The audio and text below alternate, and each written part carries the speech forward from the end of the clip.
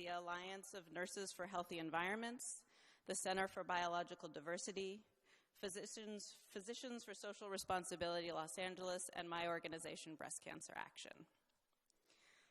So we're all here because dangerous and poisonous, the business of dangerous oil and gas extraction in California.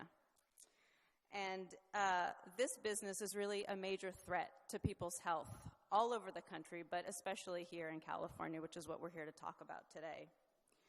We know that these dangerous methods have a real profound negative impact on communities living close to the dangerous oil and gas drilling operations, but everyone is impacted. Today we're really here to talk about the specifics. So our speakers will talk about the way that dangerous oil and gas extraction is harming the health of communities all across California. We're creating a legacy of toxic waste in California and across the nation, and we have no safe way to deal with or dispose of this toxic waste. The toxic waste from extreme oil and gas extraction is poisoning the air we breathe, the water we drink, and the soil in which we grow our food.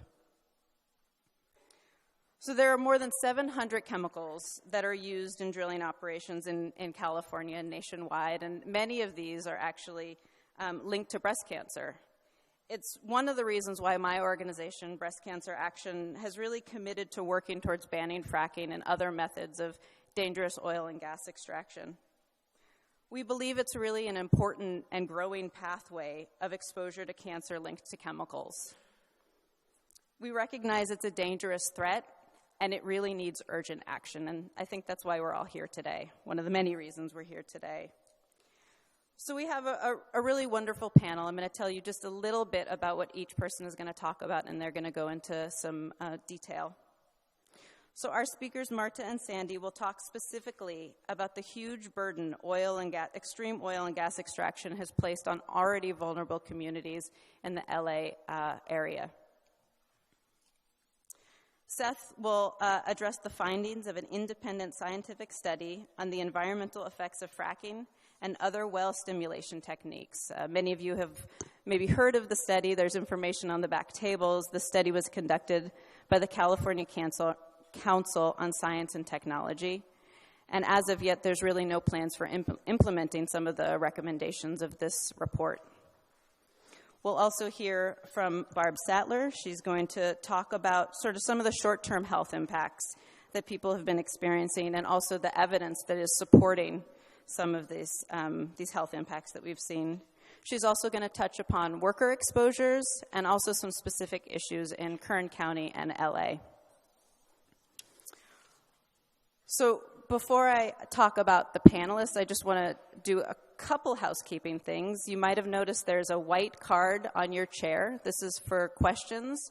As the panelists speak, you're welcome to write down your questions and pass them to the middle, and we'll have someone collecting those questions.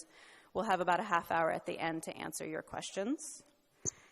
Again, I mentioned earlier on, if you want to move forward, there's still some space in front for those in the back. Please feel free to move on closer. So I want to talk about our panelists, and we have a really great panel of experts today to talk about their community, to talk about the science. So the first is Sandy Navarro. She's the coordinator for People Not Pozos, an environmental justice campaign that brings awareness through community outreach and organizing on the hazardous effects of oil and gas extraction on sensitive populations in residential areas. They also aim towards a citywide prohibition. The next is Marta Dina Arguello, who served in the nonprofit sector as a health educator, policy advocate, and coalition builder for over 35 years. As the executive director for Physicians for Social Responsibility Los Angeles, she is committed to making the credible voice of physicians a powerful instrument for promoting social and environmental justice. Next, we have Dr. Seth Shonikoff. He's the executive director of PSE Healthy Energy and has more than 15 years of experience in water, air, climate, and population health research. His current work focuses on the human health, environmental, and climate dimensions of oil and gas development in the United States and abroad. He was also the lead author of the public health research from the CCST study, which I mentioned earlier.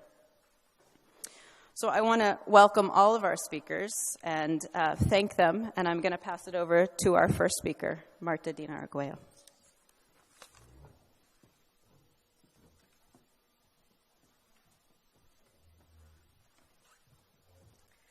Good evening, everybody.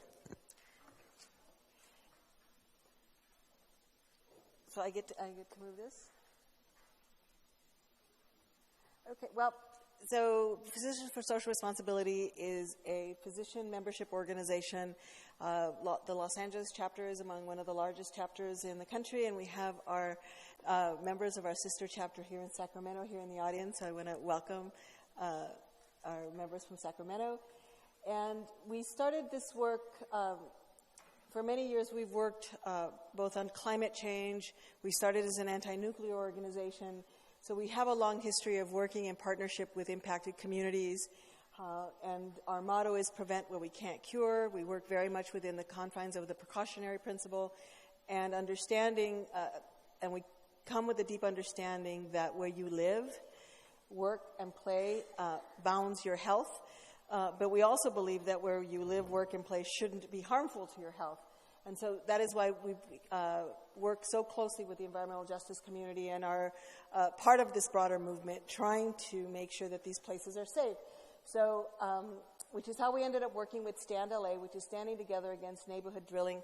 Sorry, this is on automatic. I thought I had gotten to stop that. So I will keep going. So Stand is a coalition that came together actually when I got a phone call from Nancy, who works with Sandy, and you'll hear that story, about an oil well that was next to where they had their offices, where they owned low-income housing. And that's when we started to realize, or actually when we all remembered our history of Los Angeles. So I've grown up in Los Angeles, and Los Angeles is an oil town. Our first millionaire was a woman who had the oil fields in Los Angeles. So if you know Los Angeles, near Dodger Stadium, near Echo Park, that whole area, and there's Emma, the first millionaire in Los Angeles, who made her money off of oil. And this is what our coastline looked like, and that's what our coastline looks today. So from our coastlines to our inner cities, we lived with oil. There is still the infrastructure that dots our entire landscape. Those are both active and inactive wells throughout the city of Los Angeles. There's about 5,000 active wells. Sorry, it's going really fast. So we produce about 3,690 wells, and Seth will go into a lot more detail about what production is like. And the bottom is cut off, but you see that the largest producers are in the Central Valley in Kern and Los Angeles, the largest producers of oil. But this is what oil extraction looks like in Los Angeles. This is actually Belmont High School, where I went to high school. There's capped wells underneath that field. This is what the Allen Co. facility, where Sandy lives and works, and I won't talk about it. But this is what urban oil drilling looks like. It happens in highly urbanized areas, highly dense populations. It happens next to where people go to school, where they work, where they live. In fact, one of the wells is next to what used to be a hospice facility for AIDS patients. And so lots of these facilities are near sensitive receptors. We also have the history of industrial incidents. We don't call them accidents, because in the normal production of things that explode, you tend to have accidents. In the normal operation of things that have pipelines that move, they leak and they burst. And so we have many of these happening throughout Los Angeles. This happened in Glendale.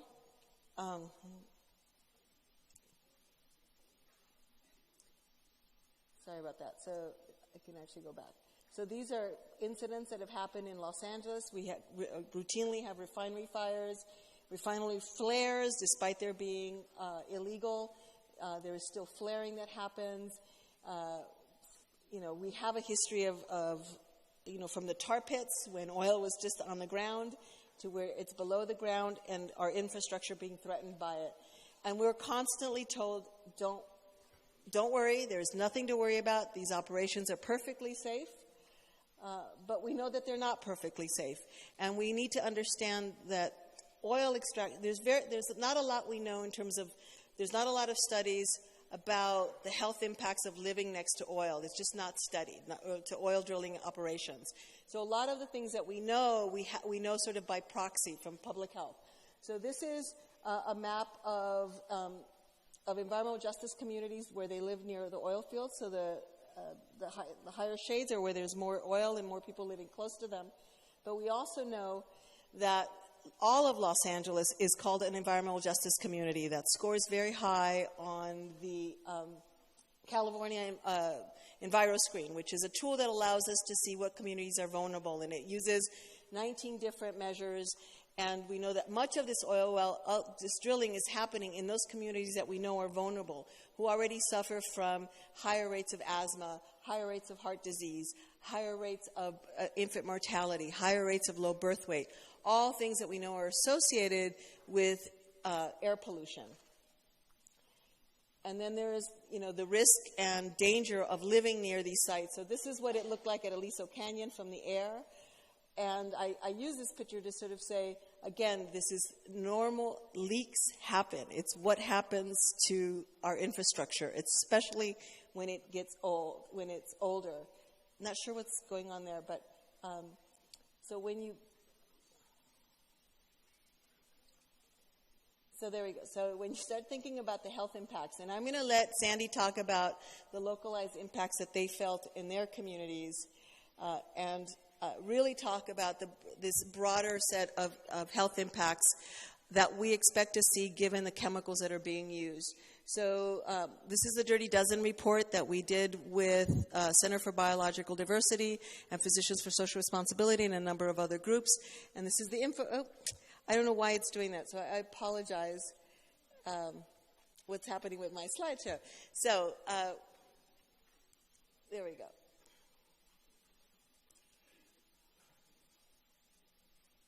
So we know crystalline silica, methanol. We wanted a simple way for communities to understand what the health impacts were. So, is it a respiratory irritant or toxin? Will it irritate your eyes? Is it a tumor causer? Is it a neurological or developmental, reproductive, or heart? And so here what we see is that a number of these have multiple impacts on health.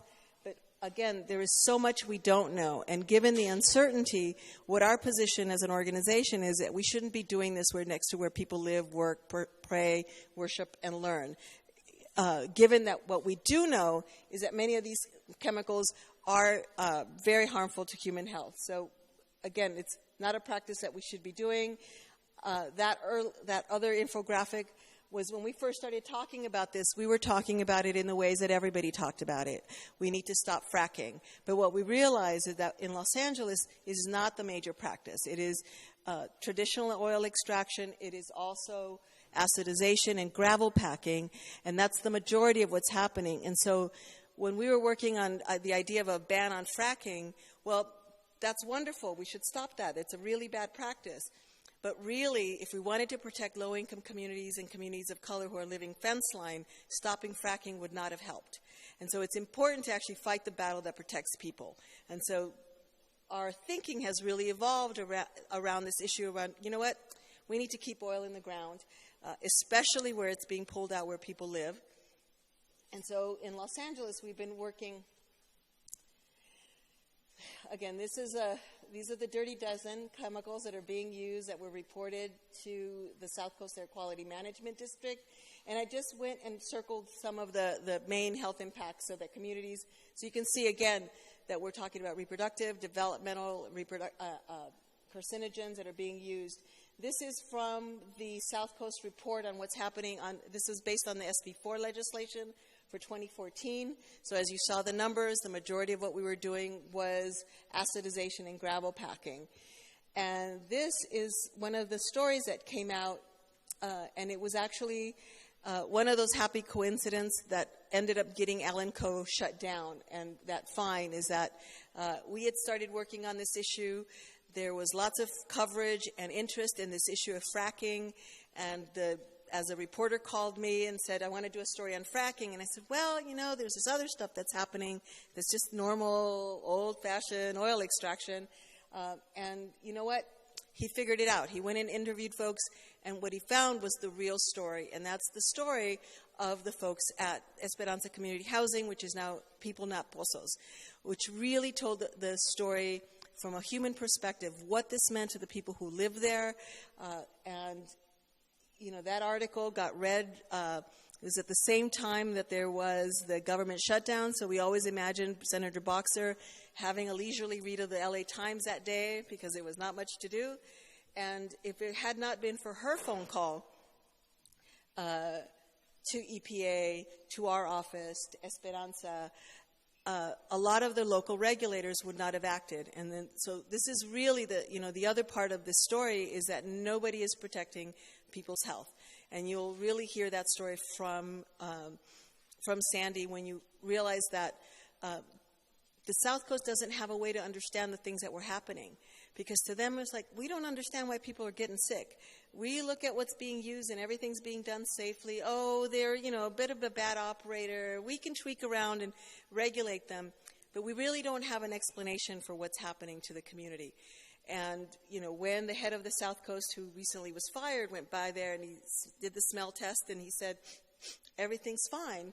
A few weeks later, the head of EPA goes out there and he faints.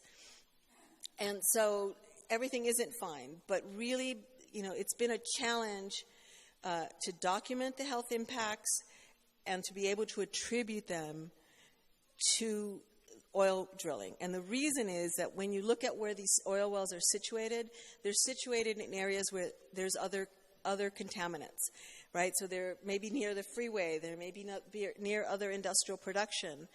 But as Sandy will tell you, it's very hard to refute what happened with Allen Co. closed. And with that, I'll end because I think Sandy will tell you what happened when Allen Co. closed.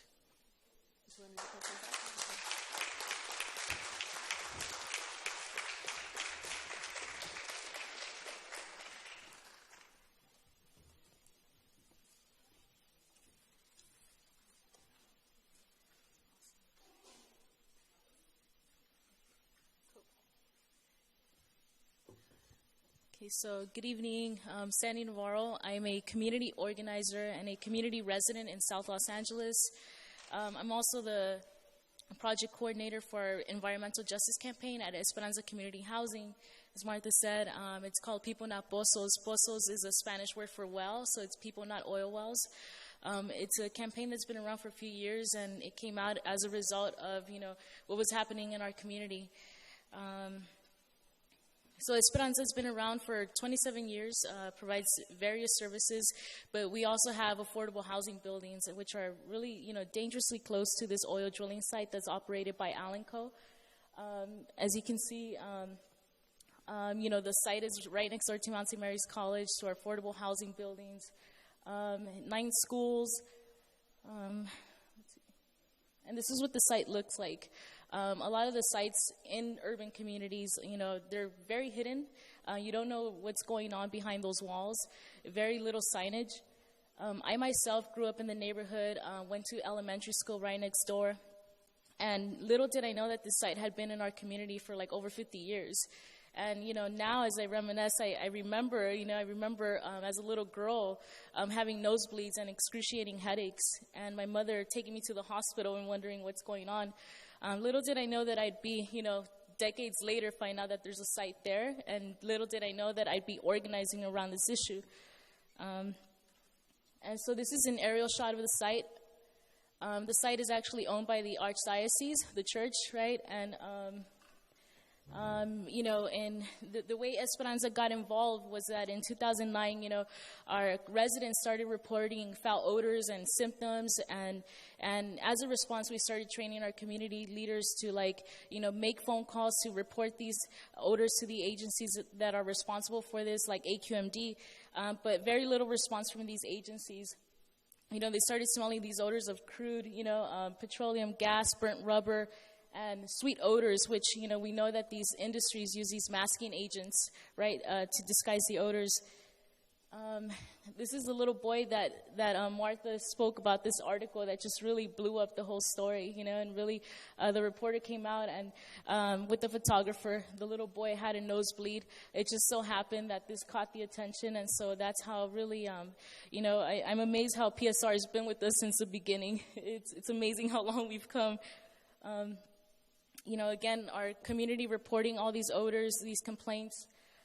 We started organizing. We did a community health survey because we knew right away that we needed to, have an assessment, capture some baseline data. Very grassroots. It was our first time doing this. And PSR actually brought the bucket brigade system training to our community. Because, these agencies failed our communities, and so we train our community leaders how to conduct air samples. Again, something that we see is that, that burden falls on residents, falls on people of color, falls on people who are busy, who have lives, and these agencies that are responsible for this get away with doing nothing. And so that's why, we're very grateful that we have these collaborations that come out and support nonprofits, that support community leaders, because these agencies continue to fail us. Again, we started organizing and started doing this popular education tool. These are the infamous heads. These heads, we use them, we take them out to the street to raise awareness, to educate folks. The heads, one of them has an asthma inhaler attached to it. One of them has a nosebleed. And so it's really, these are the symptoms our community is reporting, and these are the tools we use to inform community members. We've done, we did a banner drop across from the oil drilling facility. This building is one of our buildings, and it's right across from the Allen Cole drilling site. And, this is, I'm an organizer, this is our story, and this is how we've been, organizing. I think, from all the complaints that we put, AQMD used to tell our residents, you guys need to have 9 people call within the same hour for us to send out an inspector. And that makes no sense. It makes no sense when we know that these chemicals, they sometimes obliterate your sense of smell. We've had inspectors tell our community, you live too far, you shouldn't be smelling that. So it's, the negligence from these agencies. And so I think after a lot of meetings and pressure, they finally installed a monitor, but, it came too late. Whenever they had town hall meetings, they told our community, hey, the threshold levels are well below the, I guess what's tolerable. And for us, it's like, if we have people that have asthma, if we have people that have nosebleeds, why don't we revisit this? Why do we continue to allow these threshold levels? And again, some of the symptoms that, the health symptoms that Martha spoke about, this is what our community has reported for years. I think about, the Porter Ranch incident, how, there was a gas leak and immediately residents were relocated, which is good. They should be relocated. But our community never had that option, and our community didn't have, doesn't have, it's a predominantly Latino community, and so we don't have that luxury to go rent a hotel or to move, especially, in LA where there's a huge housing crisis. It's like, there's no affordable housing, really. And so, like Martha said, finally, Senator Barbara Boxer came out and listened to our community. PSR, like I said, they've been with us since the beginning, and really got the attention. She told Allen Cole to do the right thing, to shut down. Oh, it's acting up. Sorry. And so on November 22nd, Allen Cole, decided to close temporarily. The Environmental Protection Agency, like Martha said, they went to the site and got sick. So you can imagine what our people, who live there 24/7 experience. And then the city attorney sued Allen Cole. And something that the city attorney has met with the community and asked, what do we want out of this, right? But our community, we don't want to negotiate. They've told us, well, do you guys want us to install a hotline? But really, a hotline is not going to do anything, right? So for us, it's like we want this, place shut down because it's not compatible with, residential communities. So just to go back to the surveys that we conducted initially, we did a survey when Allen Cole was open, and we did another survey when it closed. And we found that, the symptoms decreased by 50%.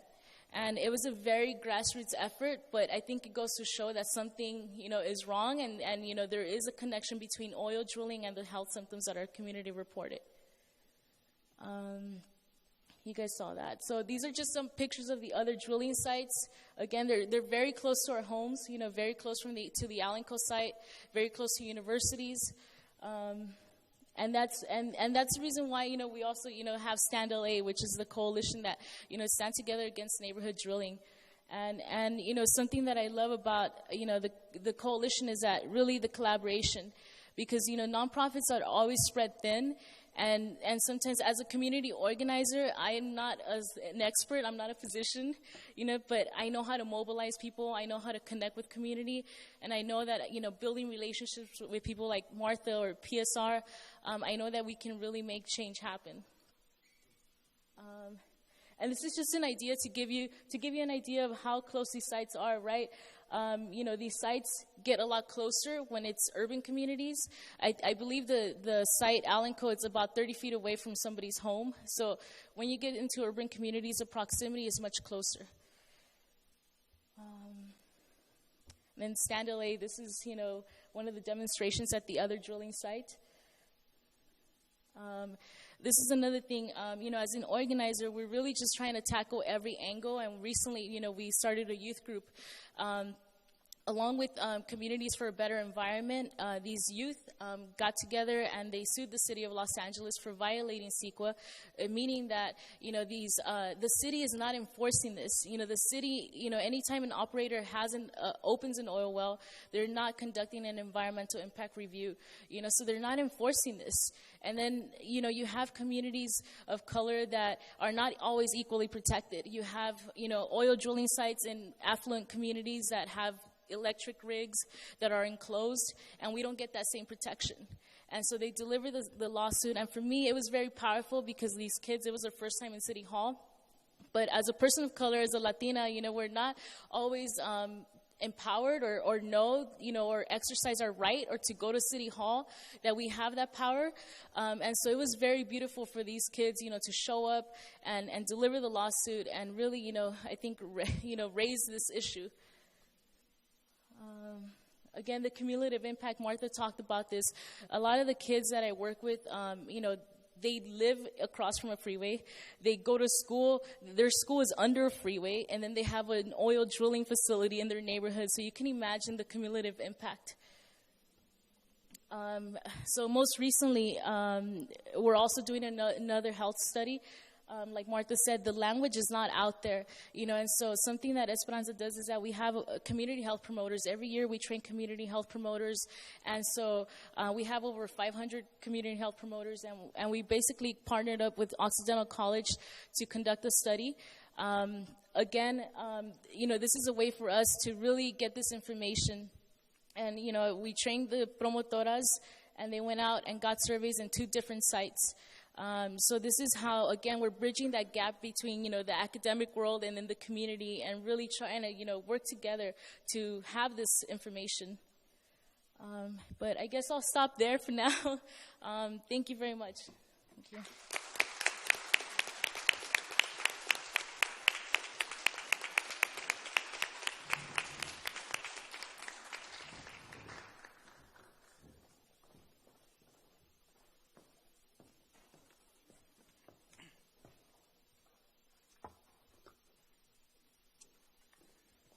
Hello, everyone. My name is Seth Shonkoff. I'm the Executive Director of PSC Healthy Energy. There's my slide. And I also hold research affiliations at UC Berkeley and Lawrence Berkeley National Lab.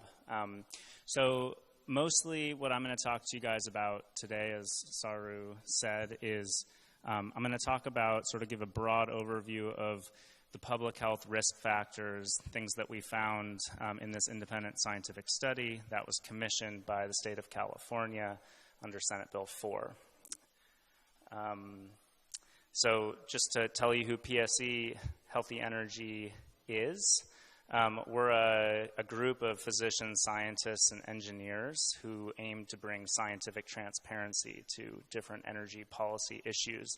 And the way that we do that is We act in a large part like we were a university lab. We identify data gaps and fill them, and we publish in the peer-reviewed literature, et cetera, et cetera, et cetera.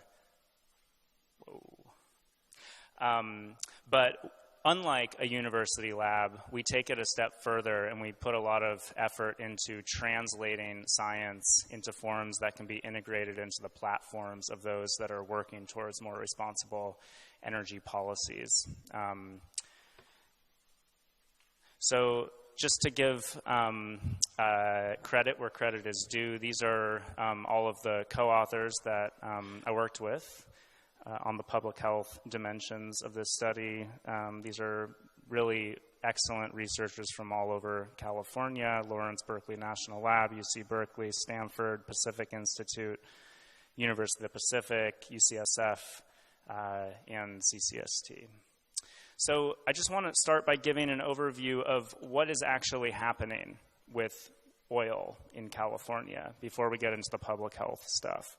So this is an overly simplified schematic of petroleum geology. Petroleum geology is basically the study of where petroleum exists and how to get it out.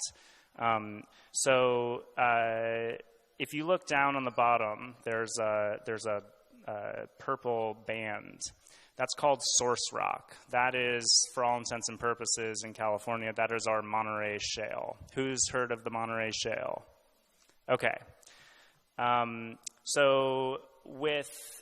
a lot of different states, what you're hearing about in terms of fracking and the use of high-volume hydraulic fracturing, you drill a hole vertically all the way down to the source rock or the shale. Then you turn the drill bit sideways and drill horizontally through that shale to gain access to as much surface area in that shale as possible. Then you pump millions of gallons of water, sand, and chemicals down the well at a pressure high enough to fracture that shale. And that releases tightly held bubbles of oil and gas, which can then, when you release the pressure at the top, run up and you can collect your oil and gas at the surface. So that's not what we do in California.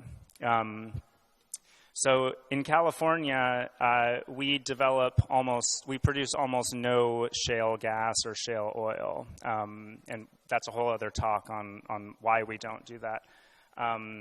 We might at some point in the future, but again, that's another talk. We have a very fractured geology in California, and oil that is generated in the source rock, oil and gas is always generated in source rock. That's where it comes from. And it travels up, you can see migration, travels up these fissures and cracks until it hits something where it can't go anymore, and then it accumulates into a pool, and pools aggregate into fields, and we've heard the term oil field. So we are in California developing migrated oil from oil fields. It's much more shallow, et cetera. And when we hydraulically fracture formations that need hydraulic fracturing to get the oil out, it's much lower volume fluid. So just to give, that's what we're doing in California, okay? So in California, the size of the circle here on the slide indicates the magnitude of oil that's coming out in different regions. So as you can see, the San Joaquin Valley, and in particular Kern County, is the dominant place where oil and gas is coming out of the ground. Los Angeles is the second, albeit a distant second. And it should be known that about 85 to 90% of the hydraulic fracturing occurs in 4 fields in the San Joaquin Valley: North Belridge, South Belridge, Elk Hills, and Lost Hills. Just to go into these circles a little bit, and you can see this in each of the major oil-producing regions in California. By the way, California is number 3 in terms of oil production in the United States of America, right behind Texas and Alaska. Yeah? Okay. So the green circle is oil production, the light part of that green circle is how much oil is produced because we use hydraulic fracturing. The darker part of that circle, of the green, is oil that's produced because we use other methods, like enhanced oil recovery and things like that. So as you can see, about 20% of the oil that's produced in California is produced because of hydraulic fracturing, and about 80% of the oil produced in California is not because of hydraulic fracturing, and Martha covered a little bit of that on her talk about LA. So we have a 2,300-page report, and I boiled it down for you guys into 7 points from a public health perspective. So these are the risk factors that we identified from developing oil and gas using hydraulic fracturing mostly, and acidizing as a distant second in California. So oil and gas development is being conducted near human populations, and it is very likely that there are elevated concentrations of air toxics near those operations as opposed to further away. There is a large number of chemicals that are used in hydraulic fracturing, and a large proportion of those have a lack of information on them. Some of them are very toxic, but we don't know about many of them, and that's the real risk right now.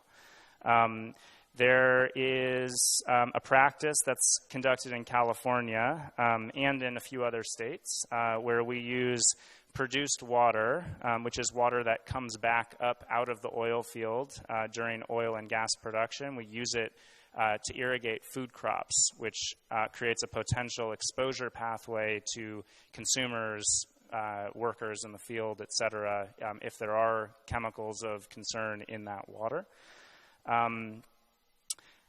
We dispose of about 50% of our produced water from hydraulically fractured fields in percolation pits.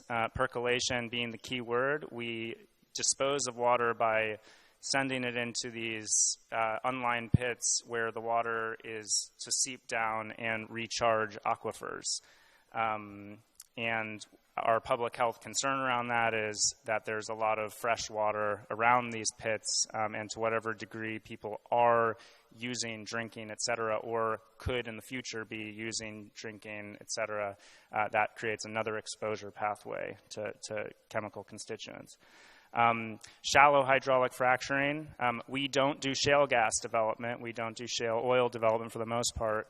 All of our stuff is really shallow, so we're really close to drinking aquifers, high-quality aquifers, and there's some indication that it is possible that hydraulic fractures have actually migrated into and intercepted high-quality drinking water or high-quality water that could be used for other purposes.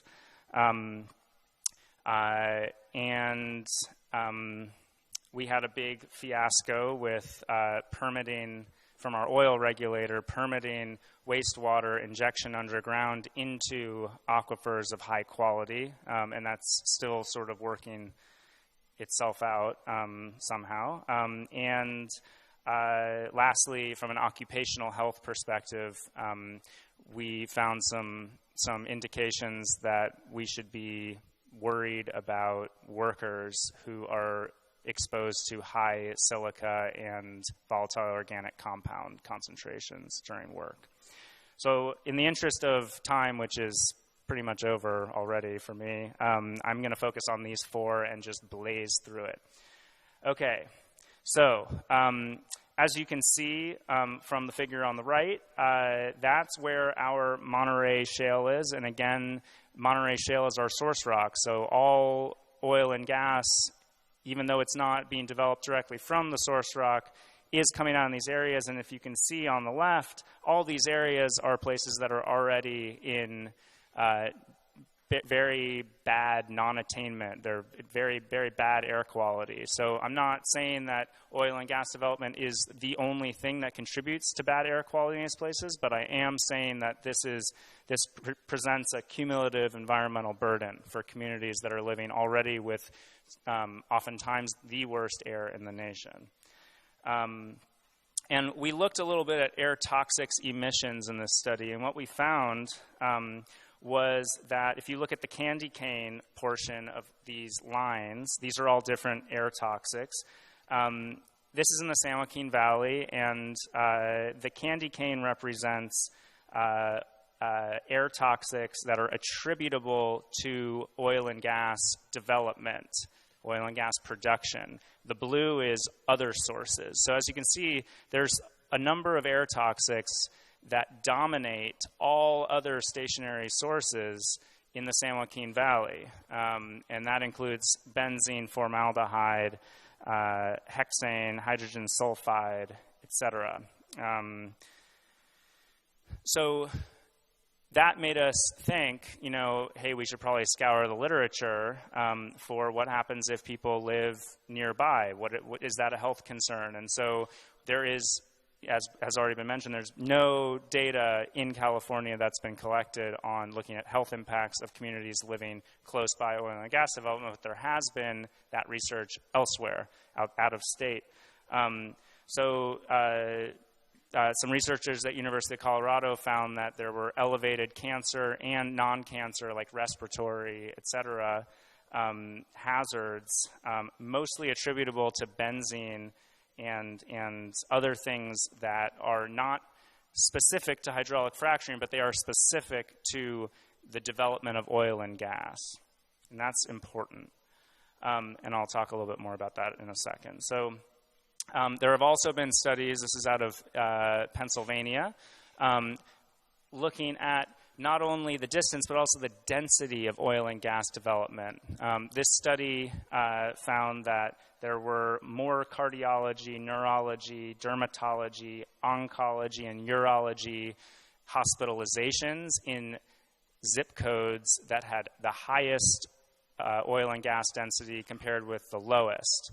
Again, this has not been these studies have not been conducted in California. There's been sort of an uptick in birth outcome studies looking at pregnant women living near high densities of oil and gas. And this study, also out of University of Colorado at Denver, found that pregnant women who live in the highest density of oil and gas development, meaning more than 125 wells per square kilometer, very dense, had twice the risk of, or had twice the risk of giving birth to a baby with neural tube defects than those mothers living in places with no wells in a 10-mile radius. And the same trend, albeit slightly lower odds, was found for congenital heart disease as well. It should be noted that when people think about environmental drivers of neural tube defects, they often think about benzene, which is something that pokes up in most monitoring around oil and gas sites. Another study out of Pennsylvania found that they didn't find any birth defects correlations, but they did find that women living in the highest density of gas development were more likely to have preterm birth, meaning before 37 weeks. So we wanted to start looking at this in California, and specifically in Los Angeles in the report. And it's true. People are living very close to this stuff in Los Angeles, and there have been no health outcome studies. So what we did was we started with a proximity analysis, looking at the numbers of different demographics living in close proximity to oil and gas wells. And this figure shows the darker parts in back is population density. And as you can see, you should pay attention to the black lines, that's our largest distance from an oil and gas well. And the red is just hydraulically fractured wells. So there is some hydraulic fracturing in Los Angeles, but there's way more other kind of oil and gas development. And again, remember when I said that most of what we find when we monitor the air around oil and gas sites are air toxics that are attributable to oil and gas development and not specific to what they put into hydraulic fracturing fluids. So we really think from a public health perspective that if you focus only on hydraulic fracturing, you're going to be missing a lot in places that don't have a lot of hydraulic fracturing. So this is a horrible slide. No one can read it. But if you can see, 1,600 meters is a mile. There's about 1.7 million people that live within a mile of a well, of an active well in Los Angeles.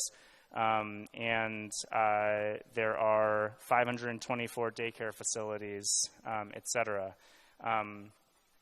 So from our study, the real recommendation was to develop science-based surface setbacks to limit exposures. What that basically means is the state needs to develop a minimum distance from which oil and gas is able to be produced from human populations. And so we're waiting for that to start to move.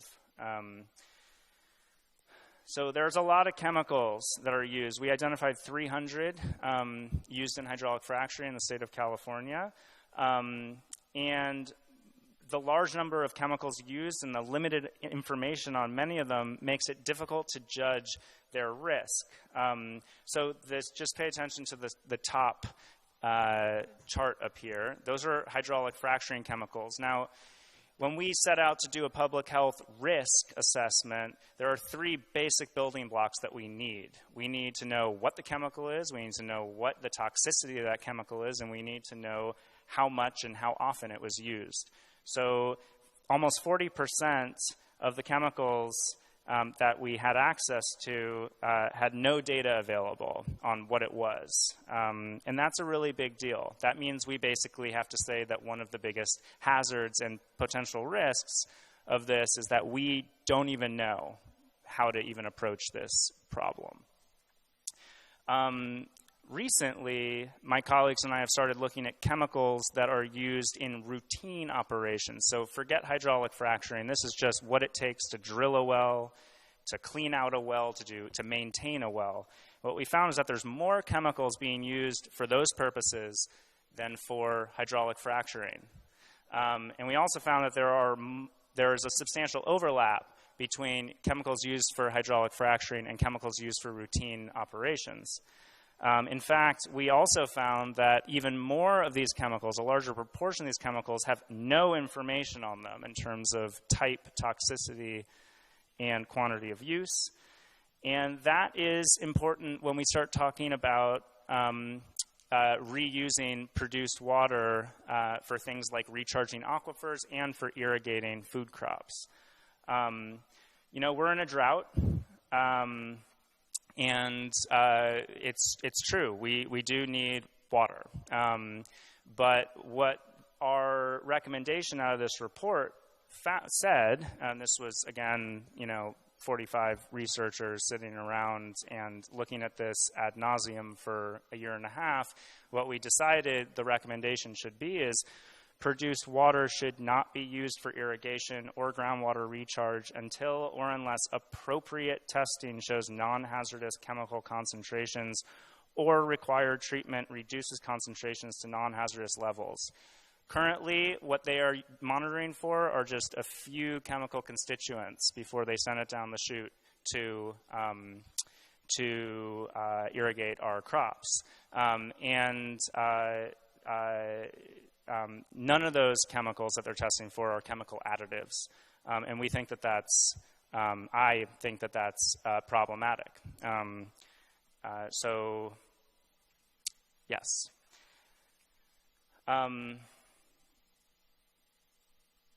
Okay. Last one. This is disposal of produced water into percolation pits with the purpose of recharging aquifers that may be getting depleted with produced water.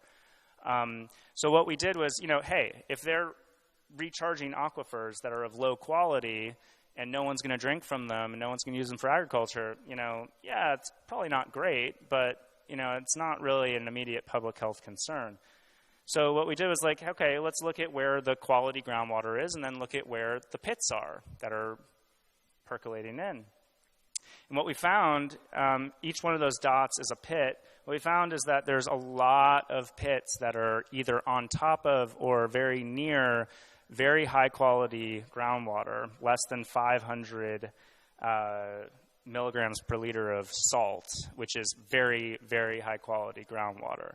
And we thought that was worth bringing to the top as a public health risk factor. So we basically recommended to ensure safe disposal of produced water in percolation pits with appropriate testing and treatment. Appropriate being what's in it, you're monitoring for it, and you're treating it out, or phase out the practice. And that's it. Thanks.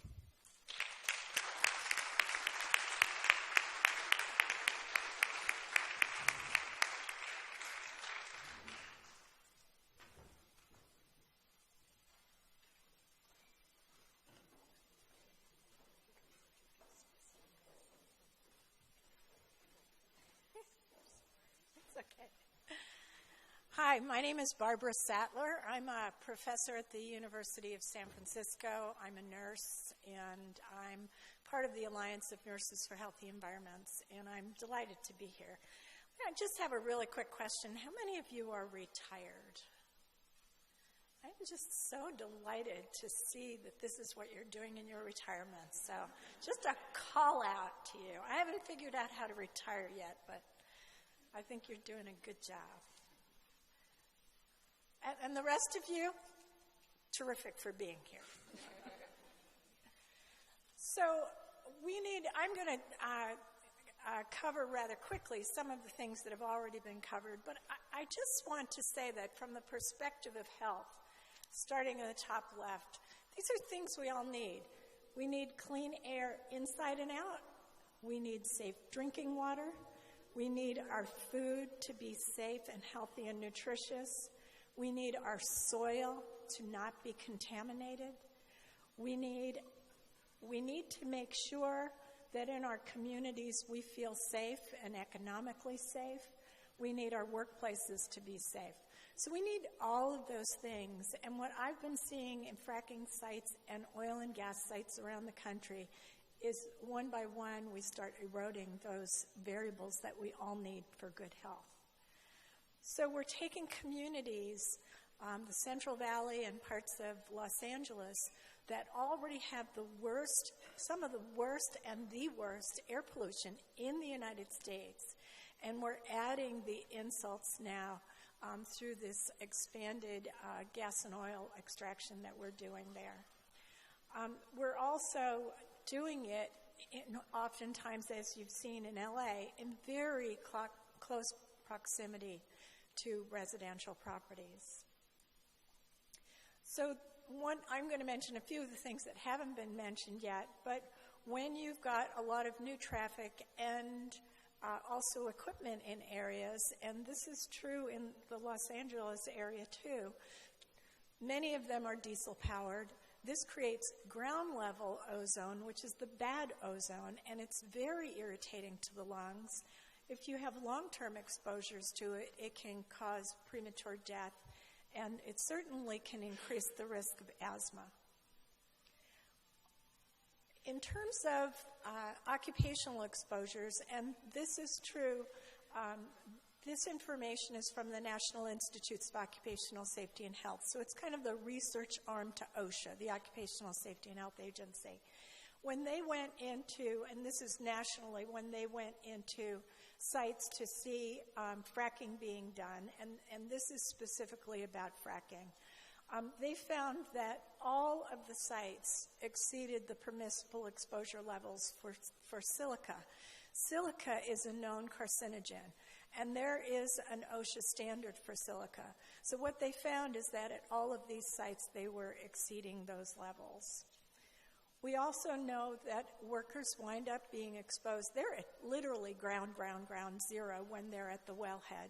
So any exposures, any leakages that happen there, they're going to wind up having the most exposures to. And this information and these photos and the captions came from a brand new alert that came out of NIOSH just in February of this year. And it was specifically about workers doing a task with something called thief hatches. And I know there's a lot of light pollution here, so it might be a little bit difficult for you to see.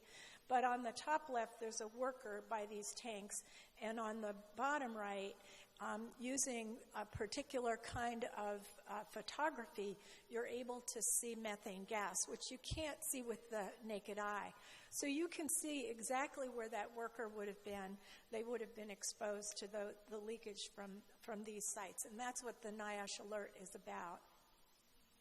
We also, as Seth and everybody else has mentioned, we're in a drought right now, and we're going to continue to be in this drought. And the very last thing we need to be doing is operations that are demanding more of our fresh water supply. And I think that we have some really good allies in farmers right now because they are interested in making sure that they keep their water supply. And we need to capitalize on that. So produced water is what Seth has been talking about. And this is what it looks like. So certainly not anything you want to be putting on your vegetables and then eating them. But this is a photograph that I actually took when I was in Kern County. And you can see there's no lining on this pit. So this produced water gets poured in there. And the stench was amazing. And we had a respirator that we were kind of sharing around between a few of us just so that we could stay there. It took no time at all for us to feel really very poorly. And there was one woman with us who was pregnant, and we got her the hell out of there. It was part of a group of health professionals and some environmentalists and community activists. So this is a best practice. All over the country, they're doing this as best practice. This is what they're doing in California. And I have to tell you, I moved here from Maryland, and I thought I was moving to like an incredible state in terms of the environment. And I have had so many surprises, and not all of them good, since I've been here. So Chevron sells millions of gallons of this produced water to the agricultural community. And the other thing about it is that many of these chemicals are called volatile organic compounds. That simply means that these toxic chemicals evaporate at room temperature. Now, have any of you been in the Central Valley in the middle of the day, in the middle of the summer? It's pretty hot. So that's accelerating the amount of these VOCs getting into the air and into the community and into the air that we breathe. And we also know that the produced water is now being used on agricultural fields. When we did our tour, we saw it being used for almonds and table grapes. We also know that the cuties and the halos are also being produced in areas where produced water is being used. And we don't really know, we do not have the science about what kind of uptake happens in a grape or a cutie from these toxic chemicals. And that is a question that we need to have answered and have it yesterday. So this is the Coelho Water District, and this water is being monitored by somebody from an environmental community, not necessarily from the industry here. And this water is being used by the growers that are growing the cuties and the halos. We also will sometimes either re-inject the produced water back into the wells, or we'll take it off-site, drill a new well, and then put that produced water down into that well. Deep well injection's been used by other industries that produce hazardous chemicals for decades, but we now have just a whole mess of this produced water that's got to go somewhere. The other thing is that we do have naturally occurring radioactive materials under the ground, and if it's down in the ground, it's pretty safe for us. But if we start extracting gas and oil, we can also extract some of the radon, the radium, the thorium, and uranium. And that comes up, and there have been scientific studies that show that the workers at the wellheads get exposed to these. But then you've got this produced water being taken care of in a very irresponsible way. So this radiation may be coming into a community near you. The acute health effects, Sandy did a very nice job of reviewing what they're seeing in Los Angeles, but this is also consistent with what we're seeing in other oil and gas producing areas around the country. I just want to talk about the idea of risk right now. How many of you have ever taken a medication prescribed or over the counter? Right? And you get those little inserts that are written in 0.1 font that you can't read anymore if you're old like me. But what they usually say is things like, these are the potential side effects, nausea and vomiting, headache, convulsions, death, right? And then you say, really, I'm going to take this? But those side effects are risks. And you take those medications because you need it, either for a headache or for a more serious condition. And so you take those and you take the risks. The risks that are involved in the air pollution, the water pollution, the worker exposures are not taken voluntarily, and there's no upside. It's not going to take care of anybody's headache. It's just going to give them toxic risks. And so when Theo Coburn, who was this wonderful PhD scientist who we lost a year ago, reviewed a long list of chemicals that are commonly, what she found to be commonly used in gas and oil extraction. And then she went to the toxicological databases, the peer-reviewed science. And as I just want to reiterate, as Seth said, for a lot of these, there's no science. So for those where there was science, you can see here that 75% of those 353 chemicals were associated with a risk for potential skin, eye, and respiratory irritation or gastrointestinal problems. 40 to 50% of them were neurotoxicants, meaning that there is a risk of danger to your neurological system or your immune system or cardiovascular or kidney problems. And then 37% of them were endocrine disrupting chemicals. These are chemicals in our body that we respond to at parts per billion and parts per million. So it takes very, very little amounts of these chemicals for them to be biologically active. And then 25% of them known or suspected carcinogens or mutagens. So this is not a happy family of chemicals for sure. We do know that there are carcinogens, meaning cancer-causing chemicals. Once again, there's a risk involved if you're exposed to a carcinogen. And I want you to see on the bottom, I'm developing a new bumper sticker. It's called Carcinogens Cause Cancer. Because I want people to understand this very elementary statement. Carcinogens, that means it's a chemical that causes cancer. And so these are chemicals that are involved in both the oil and gas operations at the wellheads, but also the diesel vehicles.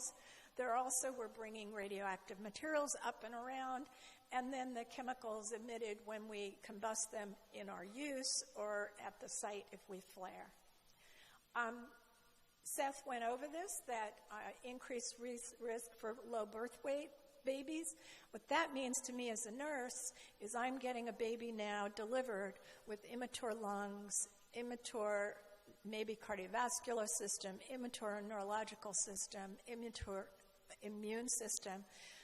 That baby very likely is going to wind up in a neonatal intensive care unit for a while. That is costly to us, but it is also usually costly to that family in terms of emotional cost. And then it places that child at higher risk for a whole host of problems afterwards. and then the cardiology hospitalizations that Seth mentioned. But I want to call out another study, which I don't think you mentioned, which is a study that's done. Does anybody here know what an APGAR score is? There we go. So the minute you are born in this country, we rate you. And we give you a score, and it's called an APGAR score. And then 5 to 10 minutes later, we rate you again. And so it's an acronym. And the first is appearance. You want a pink baby. You don't want a blue baby. So you rate it on that. You want their pulse to be appropriate level for a newborn. If you just pinch them ever so slightly, you want to see them grimace. That gives you a sense of their neurological system being intact. In terms of activity, you want a baby that's wiggling and has muscle tone, not a floppy baby. Floppy baby, bad. And then you want their respirations to be at an appropriate level. What they found is that babies who are born in closer proximity to wellheads, this was a study that was done in Colorado, those babies who were born 1.5 miles, we're not talking about 300 yards, 1.5 miles, those babies had a statistically significantly higher risk to have low APGAR scores. These are predictive of running into trouble at health outcomes subsequent. This, I'd like to suggest, is everybody's first environment. And so if we can make sure that our policies in gas and oil and our chemical policies generally protect this environment, then we have basically protected everybody else. Seth and others have talked about what we're doing in addition to the kinds of hydraulic fracturing. There's also now acidization or acidation. I always put an extra syllable in there, where we're using sometimes really very high solutions of hydrochloric and hydrofluoric acid, and they're doing this in the LA area. And this means they're driving through tanker cars of hydrofluoric acid and hydrochloric acid through the neighborhoods and using it, and sometimes in incredibly close proximity to homes and people's bedrooms and living spaces. Oh, I thought I was going to get away with not having that happen to me. I didn't have the magic.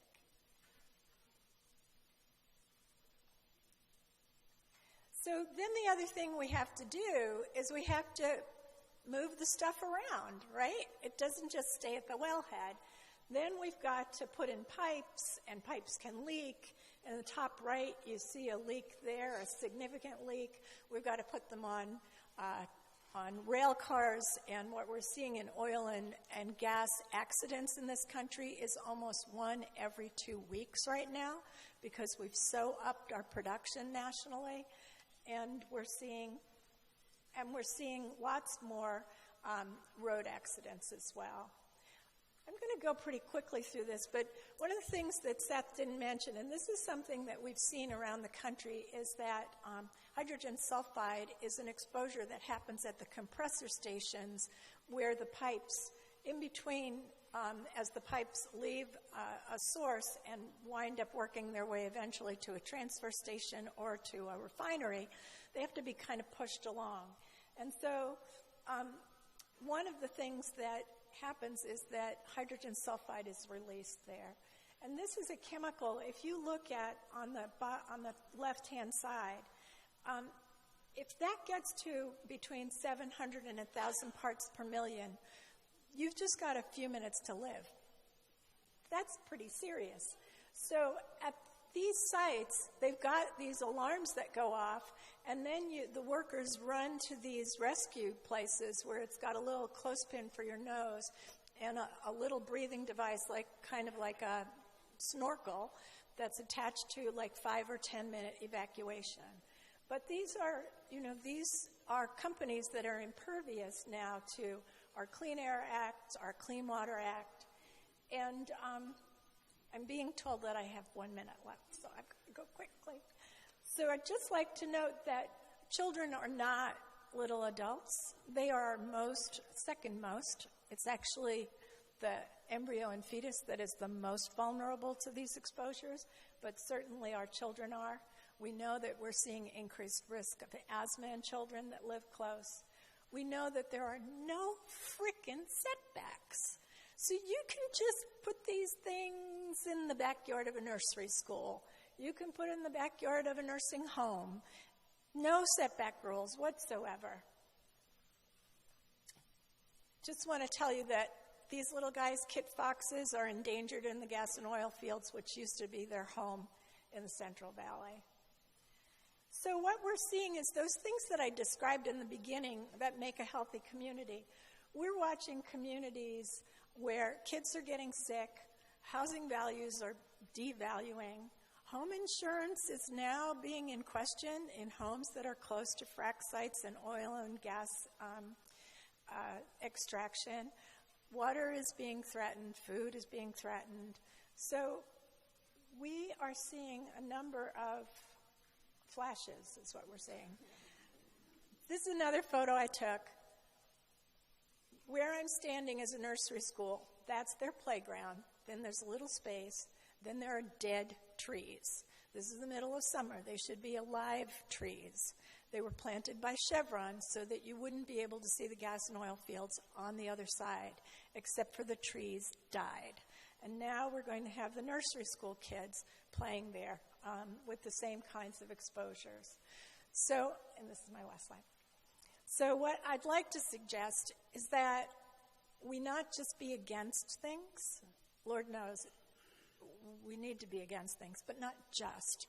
That we need to really start a narrative and start it in our homes and with our friends and with our work colleagues and everywhere that is about the need for healthy jobs, healthy environment, healthy energy sources, and creating a new narrative that actually focuses on health.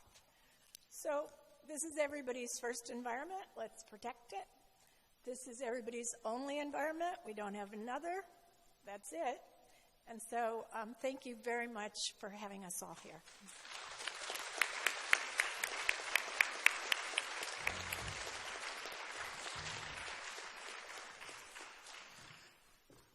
Thank you all, and thank you to all of our presenters. I want to fix a mistake that I made.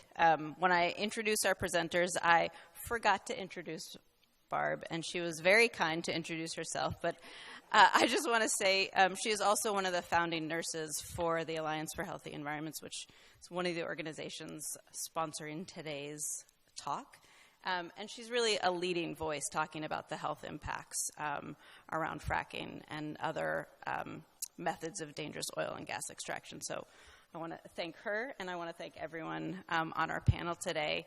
As I mentioned when we started, you all have white cards on your seats, and those are for you to write questions. If you've had questions and you've written them down, you can pass them to the middle, and we have someone who will collect them and bring them up, and we'll start our question and answer. You can also just take a minute right now to write down any questions you have. We have a couple. We'll get started with those.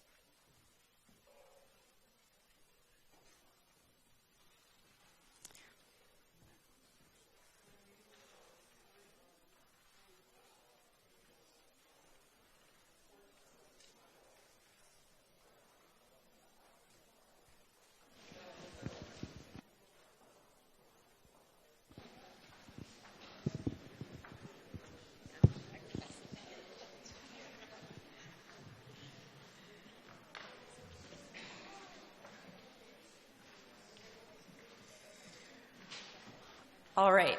So the first question is specifically to Seth. Someone says, has Governor Brown seen your study?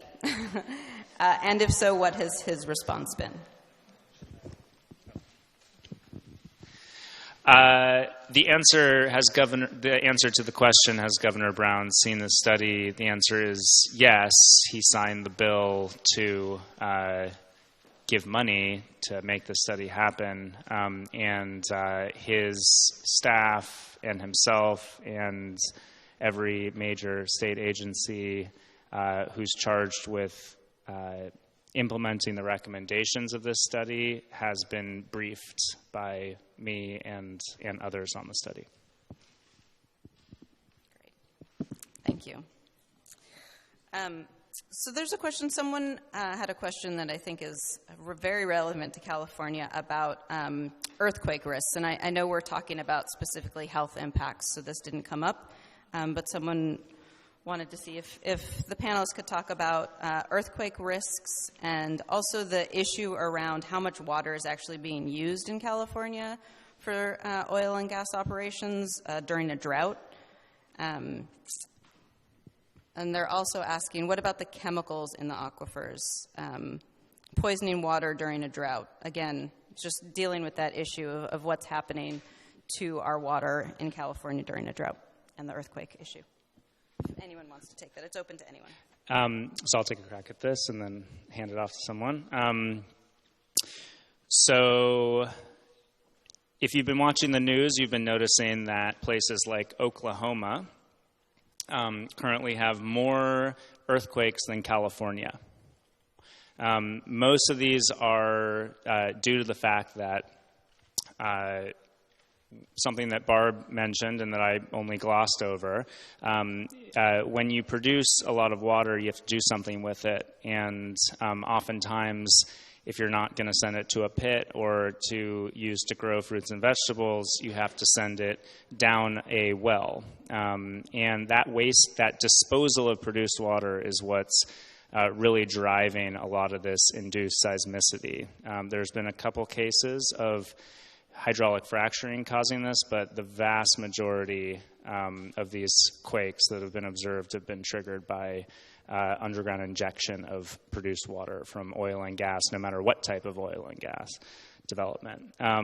In California, there was a study that accompanied or that was involved in this study under SB4. And I was not involved in that because I'm not a seismologist or a geologist. But what they found was basically that there was so much earthquake noise in California, meaning there's so many earthquakes all the time for all sorts of different reasons, that it was very difficult to decipher whether individual quakes were due to underground injection or hydraulic fracturing. And they basically said, it could be, but it also could not be. And there's a little bit more nuance to that. But that's basically what we know. I know that there's more studies that are happening to look into that question. In terms of water use, we use, for hydraulic fracturing, we use about 135 to 150,000 gallons of water per hydraulic fracturing event. Which is about an order of magnitude lower than what's being used in places like Pennsylvania, North Dakota, and other places. There is more water being used for all types of oil and gas development, including enhanced oil recovery and things like that, that I actually didn't have time to talk about, than for just hydraulic fracturing. It is probably a reasonable concern at the local level, especially in places that are very water-strapped, even though it doesn't represent a huge fraction of all water consumption at the state level. So the denominator, what you're dividing the amount of water that's used for oil and gas production by, that's an important thing to pay attention to. And again, at the local level, this could be meaningful.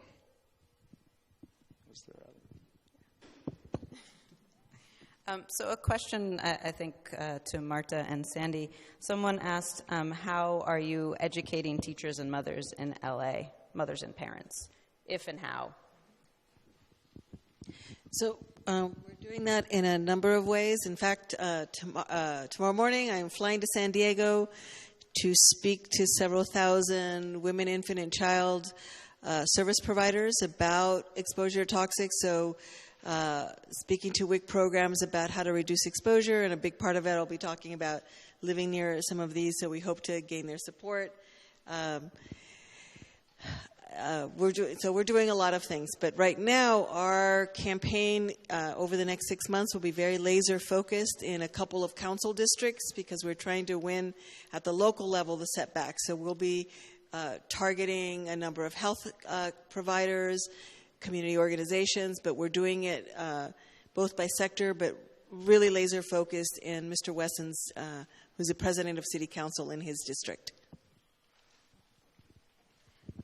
So I actually have regular ongoing meetings with our tenants. Since we have a lot of affordable housing buildings, I really try to leverage that like connection. And then I also train our community health promoters who are also residents in the community. And I do a lot of presentations and just trying to make ourselves visible, continue that engagement, just to ensure that we don't lose folks.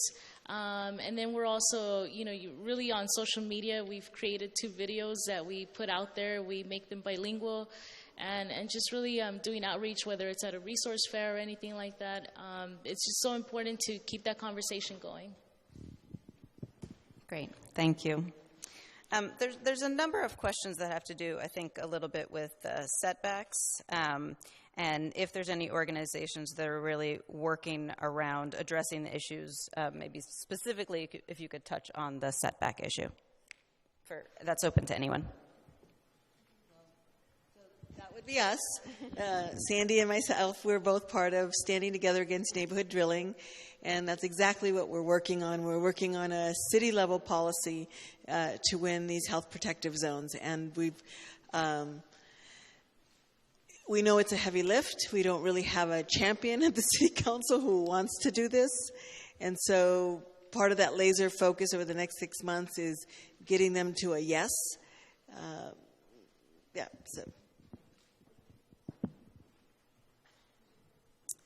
Great, thank you. Someone asked, I'm going to read this. To combat health problems and keep oil in the ground to avoid future destructive climate change, does anyone sort of on the panel support a fee on carbon dioxide producing gas and oil nationwide, potentially with a dividend return to American households? Is this potentially a way to deal with this issue? Yes.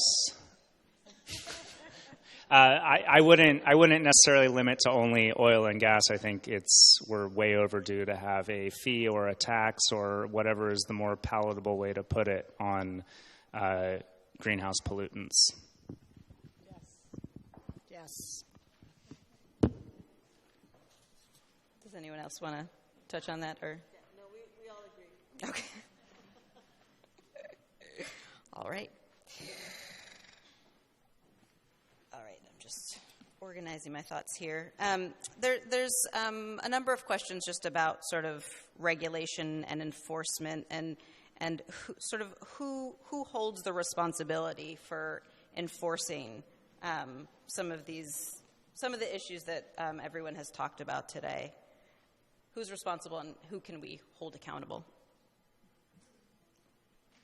That's open to anyone. I'll start and then you can fill in lots of gaps. So there are a bunch of different agencies that are responsible, and then there are a bunch of agencies that should be responsible. So I'm going to let Seth talk about Dogger a little bit and the Air Resource Board, but I'd like to say that because I'm a health professional, that we've been meeting with the California Department of Public Health, and they actually have had very little investment in this area. They haven't been sponsoring studies. They haven't been looking at this issue. They send folks occasionally to some of the meetings, but so we're now starting to put some pressure. We're meeting with one of their key staffers tomorrow who's supposed to be coordinating their approach. There are no regulations coming out of the California Department of Public Health around this. They're coming from some of the other agencies.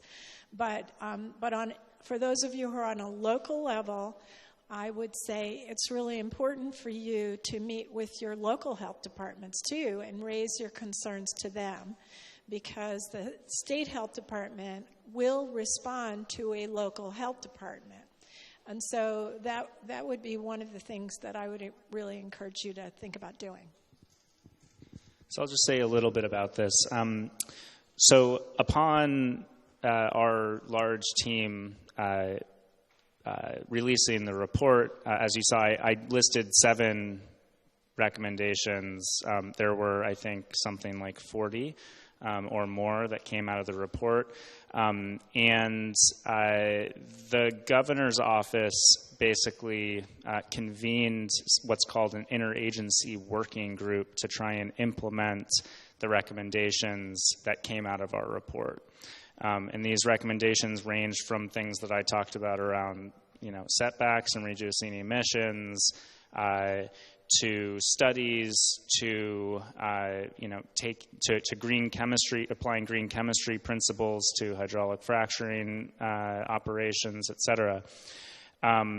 This interagency working group included many state agencies, or includes many state agencies, including the Air Resources Board, the Division of Oil, Gas, and Geothermal Resources, which is our oil and gas regulator, the Water Board, the Department of Public Health, et cetera. I'm not saying that they're never going to do it, but we haven't heard very much from them in terms of how these recommendations are going to be put forth into actual bona fide regulations. If you're interested in the setbacks issue, my understanding is that that's going to fall under Air Resources Board. If you're interested in produced water and the pits, a lot of that's going to fall under DOGGR.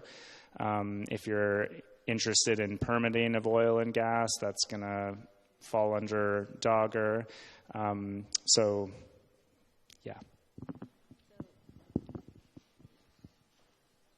you see the trend. It's a very fractured regulatory system, so there's lots of places for it to fail. So at the city of Los Angeles level, so the city permits it. So right now we have O districts, oil districts, where you can, so from a planning perspective, you could change those oil districts. And we did that in Los Angeles with the dairies. We zoned out the dairies, so we could theoretically zone out the oil extraction. But then you've got the air district, and then you've got the city of Los Angeles, the air district. Then you've got the California Air Resources Board and DOGGR. Haven't figured out what the role of DTSC is, but can't expect much there. So again, there is this sort of systematic failure to regulate.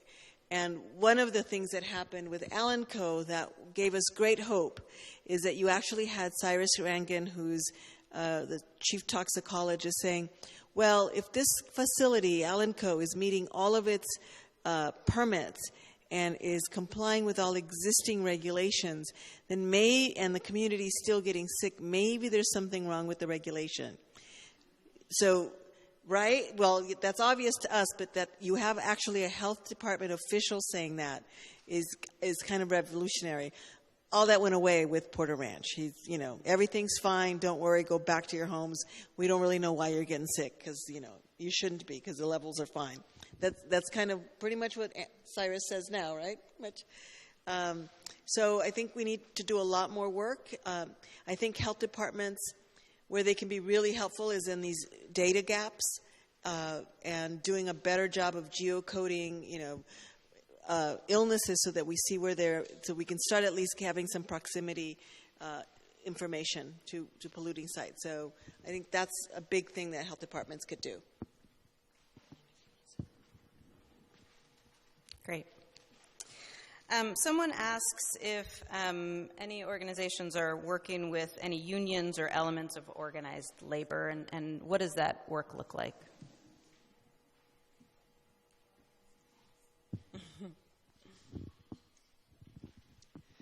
So I'm assuming that what you mean are the actual workers on the work site, and I'm not working with them. But we have been meeting with the California Nurses Association, which is a force in the state. And so we've been really working to help them to see this as something that's in their interest. It's the health of the people of California. And so we're hoping over the next year to really engage them more in this. But in terms of other worker unions, not perhaps the begun conversations with SEIU, which is the Service Workers International, because many of their workers are actually working in healthcare facilities or in homes near these sites. But we know we do need to do a lot more in terms of working with labor and getting their support. If we can.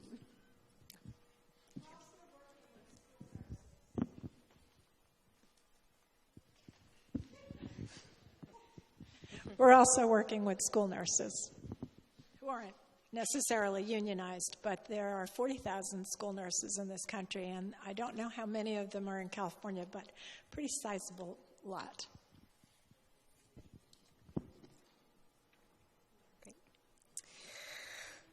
So this is a little more on the, I think, regulation and sort of what's being done. Someone asked about the South Coast Air Quality Management District and saying with recent shifts to very industry-friendly and regulation leadership, sort of what effect do you think this will have on just industry control and who's sort of monitoring it and what does it look like with all this industry pressure?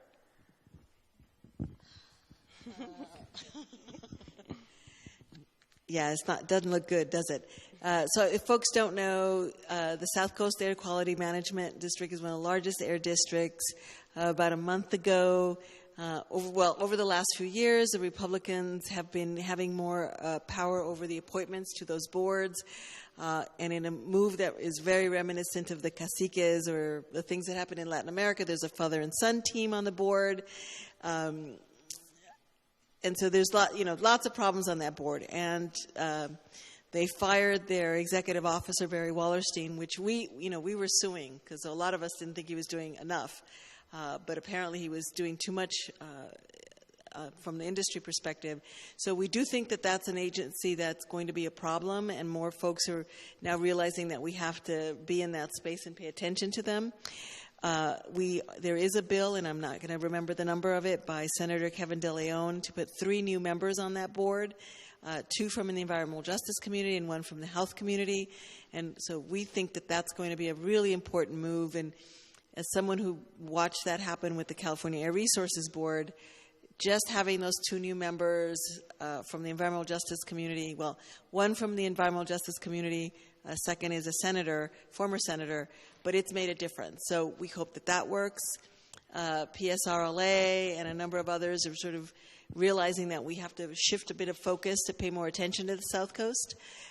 And we'll be doing that over the next few months. And I believe there will be a meeting with Mr. Nastri, but many in the environmental justice community know him from when he worked in the Bush administration. So, we'll continue the political battle in a number of places there. Thank you. There's another question regarding setbacks, but this is really about how do we deal with the fact that oil and gas is already so close? So is the solution to sort of close those existing sites? How do we deal with setbacks and move these facilities away from homes and nursery schools and regular schools and sort of all of those places? Well, I mean, for us, for the community, we just want them closed. We don't think that regulating them is going to fix anything. And so that's just really been our, our message is just that it's incompatible, very old practice. It doesn't, it's not safe. And I'm not an attorney, but I do know that it is much easier to say new operations cannot be sited near schools and places where people live, play, and learn than it is to take existing operations offline. That is not to say it shouldn't happen, but that is one of the sort of legal dilemmas that I think are sort of plaguing this issue. It's certainly one of the things that worries us, because we know that we can relatively easily win it's a setback that says, no new. But the reality is that we want to turn in sites like Allen Co. into community benefits. And so how do we we've started to try to think and envision what would be there next. So what would be a use of that land that's beneficial, that's regenerative, that creates jobs, and shows us the kind of future that's possible. And so we're very excited about being able to have that visioning process with community members about what should be there. Because we know that, when Nancy first called me, I said, we're in this for 30 years. So because we know what it takes, we know what it took at Exide, we know what it's taken at other sites to shut them down and clean them up. So we never expected them to shut down that quickly. But that was a nice surprise. But now we know that we're going to have to be in for the long haul at these community sites for cleaning them up, making sure that they're safe, and making sure that their reuse is also, again, not extractive, not exploitive, and doesn't place undue burden on communities when someone else is reaping the benefits. So there's a lot of questions. I've sort of been grouping them about sort of what can we do after we've heard the presentations, sort of listened to some of these answers. So there's a lot of questions about sort of are there legislative movements? Are there statewide and local legislators we can push? Is there ballot initiatives that we can support? Are there events, local events around the state of California that we can get involved in? And so I'm going to put that if anyone wants to address that on the panel. It's because the mic is closest to me. So one, I think, May 14th is a major mobilization in Los Angeles, and I know that there will be buses leaving from many places. And I'm blanking on the name of the event. It's a break free from fossil fuels. It's a break free from fossil fuels by 350, and we're all working together to really just bring this march. So it's going to be in downtown LA, and so folks from up here are actually coming down. So May 14, 1 p.m., City Hall. So we really need turnout. We really want folks to show up, and just really put pressure on the city, and to know that, to let them know that people are aware of this issue. So we have this great report that Seth talked to you about, and it made all of these recommendations, and there was agreement of what our regulatory agencies are supposed to be doing, and they're not doing it. So every day they get visitors from the gas and oil industry, and every once in a while one of us pops in. But whole bunches more of us need to be popping in on them and telling them they need to be doing what they're supposed to be doing. So we can keep trying to get more legislation. I'm not saying we shouldn't do that too, but we've got to get our California state agencies to do what they're supposed to be doing. They're supposed to be regulating. And when we met with the new, and this is just a couple of health folks, went and met with the relatively new head of Dogger, and he said they've got 7 pieces of legislation that they are going to try and birth this next year, but because of Porter Ranch, everything was on hold. Well, what does that mean? Every single person in his agency was down working on Porter Ranch? I don't think so. So that was their excuse at that point in time. But the Porter Ranch, although I just heard today there might be a little more leaking again there, and I surely hope not, but that should not distract all of the agency's attention. We're a pretty big state, and they've got a responsibility to all of us, not just one community. So we need to be telling our state government to do its job. And then we can start thinking also about legislation that's going to improve regulations and create specific setbacks and so forth. But I would say first, let's just get them to do what they're supposed to do right now. Yeah, I would just echo what Barb is saying. In general, and this is just where I come from and where I sit, I think it's vitally important to have science bolster asks and activism. I think it's super important to have, and the science generally is on the side of that advocacy and activism right now in California and elsewhere on oil and gas issues. That is why I think it's such an incredible opportunity to center, not all, but a good proportion of state-level advocacy on implementing the recommendations from this report. It's right there. It's like a softball. It's not going to solve everything. To solve everything would be a different strategy and tactic, but getting setbacks in would be a major boon to reducing potential public health risks. Getting green chemistry, basically saying you can't use chemicals that are highly toxic or that we don't have any idea about, that would be important. Taking the percolation pits that go into high quality groundwater offline, that is potentially important, and there's a recommendation that's pretty clear on that. This is an opportunity where the science and the advocacy could be very, very well aligned. And I say that as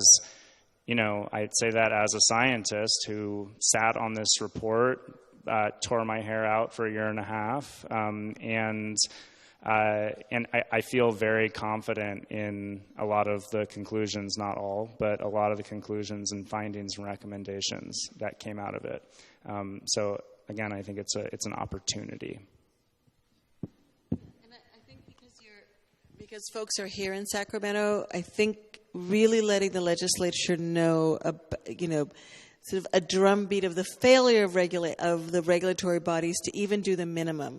So if you're talking to a legislator, really, are they, they have oversight. They hold the purse to these agencies. And so holding their feet to the fire to making sure that they're implementing those recommendations, I think is an important strategy I don't think anybody after last year and the death of the oil reduction fee has a stomach for a big fight with oil again.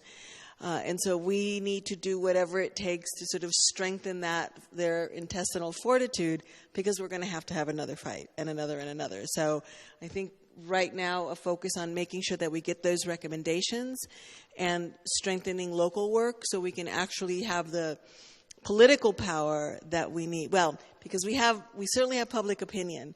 What we're lacking is real political will.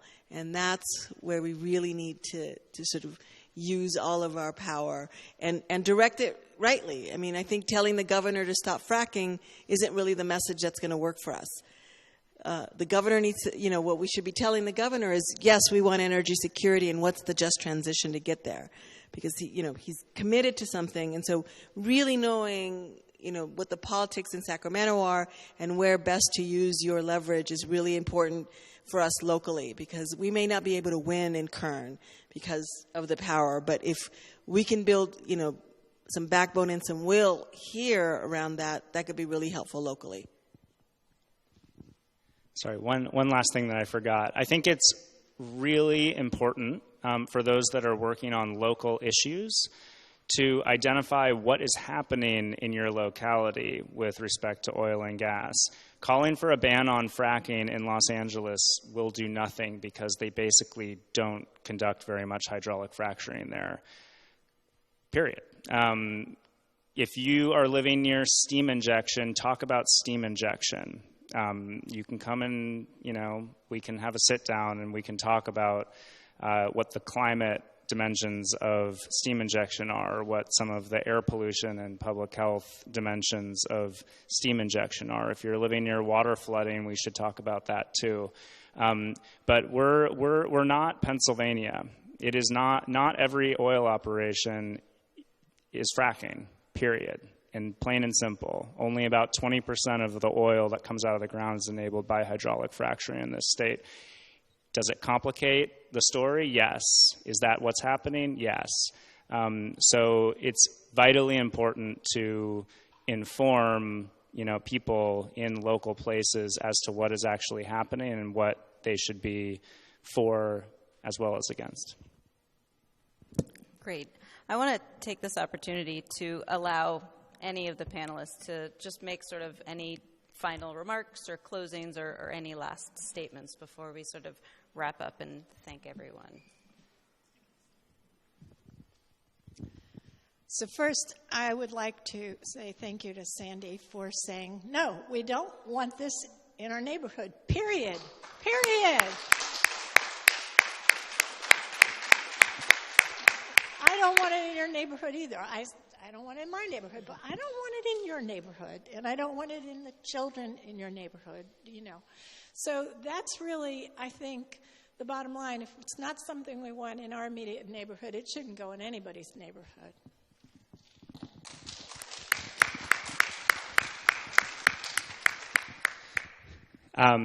Yes, and I would just reiterate that there's a lot of strong advocacy out there right now on this issue. There's a real opportunity, and I would just again urge that the advocacy joins together with the science so that it's bolstered, and that when the inevitable kickback from government, from industry, from others gets blown at you, that you've got something really solid to hold yourself up.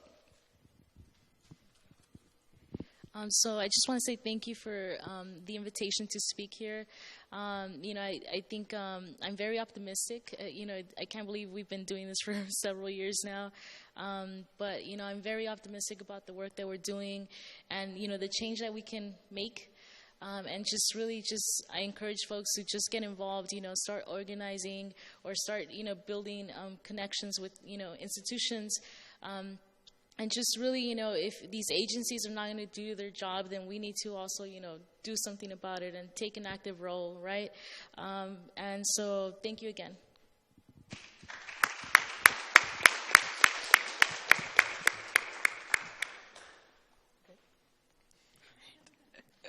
I want to just say two last things before we end. I'm going to take off my moderator hat for a moment and put on my Breast Cancer Action hat.